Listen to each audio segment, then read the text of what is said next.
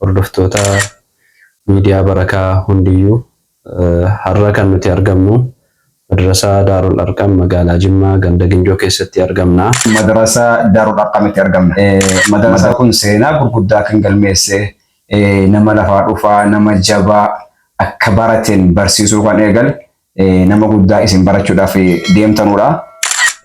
Marsaa 8ffaa irratti Dr. Muhammad Saadi, Ustaaz Muhammad Faraj, Sheikh Muhammad Zahraddin, Ustaaz Ahmaddin Jabal asitti argamuudhaan ijoollee nuuf eebbisiisanii turanii. Kabajamtoota hordoftoota miidiyaa Barakaa, Assalaamu alaikum wa rahmatullahi wa barakaatuh.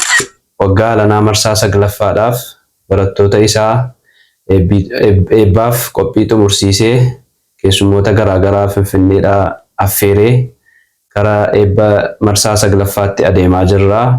Yoo Rabbiin jedhee amajjii 18 yookaan Rajaba 26 madrasaa Daarul Arqam mooraa isaa keessatti keessummoonni adda addaa bakka argamanitti barattoota eebbisuudhaaf deemna. Kanaafuu hundumti kan keessan akka irratti nuuf argamtan kabaja madrasaa kanaatti isin dabarsinee isaanii wal bartanii yaada isaanii akka ibsatanuudhaaf akkaataa madrasaan kun baratamaa dhufe as gahe ammallee akka itti jiramu fuulduratti akka itti deemuudhaaf deeman jala bultiin eebba kanaallee akkamitti akka jiru.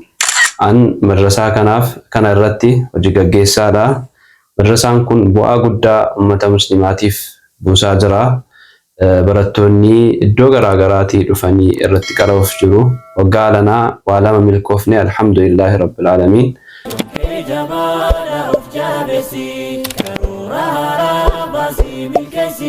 Wana rahuju erotin kenin haruma hojaduti tumuri harakarusi kayosi dura milkesi. Alhamdulillah wassalatu wassalamu ala rasulillah wa ala alihi wa ashabihi wa man walah amma ba'd.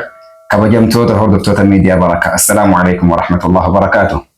Har'a bakki inni argamnu Oromiyaa magaalaa Jimmaa ganda Ginjoo madrasaa Daarul Arqamitti argamna.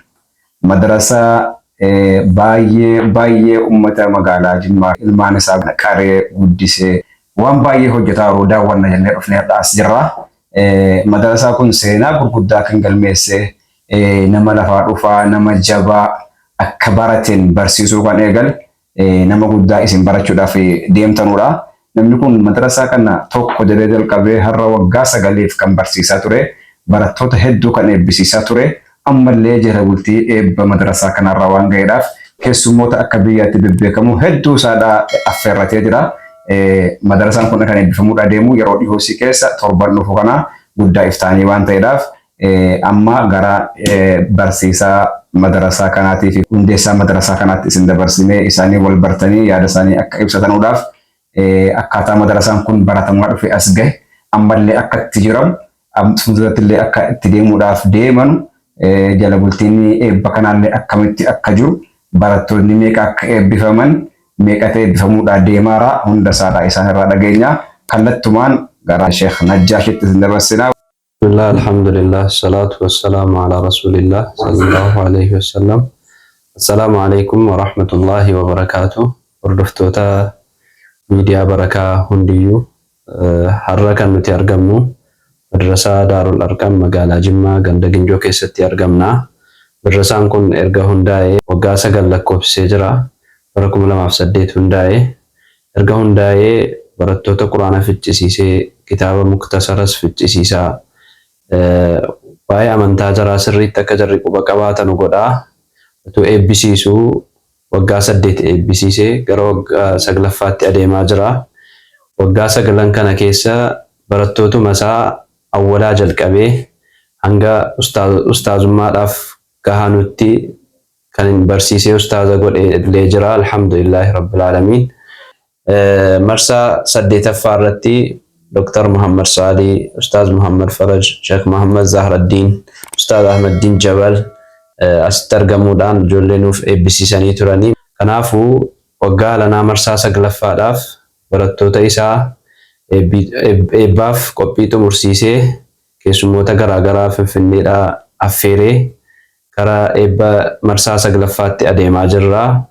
Yoo Rabbiin jedhee amajjii 18 yookaan Rajaba 26 madrasaa Daarul Arqam mooraa isaa keessatti keessummoonni adda addaa bakka argamanitti barattoota eebbisuudhaaf deemna. Kanaafuu hundumti kan keessan akka irratti nuuf argamtan kabajaan isin affeerree jirra.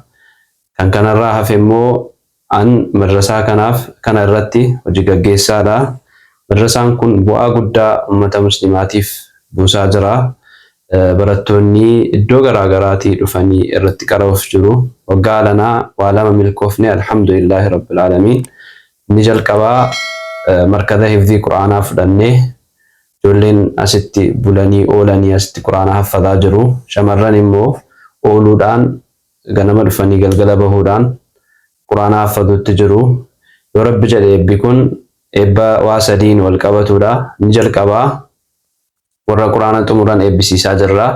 Lammaffaa immoo akka madrasaatti warra ibtidaa'iyyaa xumuran eebbisiisaa jirra. Sadaffaa ijoollee xixiqqoo qaayidaa nuraaniyyaa fixan eebbisiisaa jirra. Kanaafuu inni itti aanu immoo gammachuu guddaan ergasii kiraa keessatti rakkataa iddoo jijjiiraa dhufnee as geenye amma immoo alhamdulillah lafa bal'aa mootummaa harkaa fudhannee achirratti eebbisiisuuf deemna. Kanaafuu musliimoonni hundiyyuu bakka jirtanutti kan miidiyaadhaan hirmaachuu dandeessitan akka miidiyaadhaan nuuf hirmaattan, kan immoo magaalaa Jimmaa keessatti argamtan qaamaan eebba barattootaa kanarratti akka nuuf hirmaattan maqaa madrasaa Daarul Arqamii fi maqaa maatii barattootaatiin akka biiroottis waamicha isiniif godheen jira. Maatii kan keessanii wajjiniin akka irratti argamtan kabajaan affeeramtanittuun isiniin jira. Wassalaamu alaikum warahmatullahi wabarakatuh.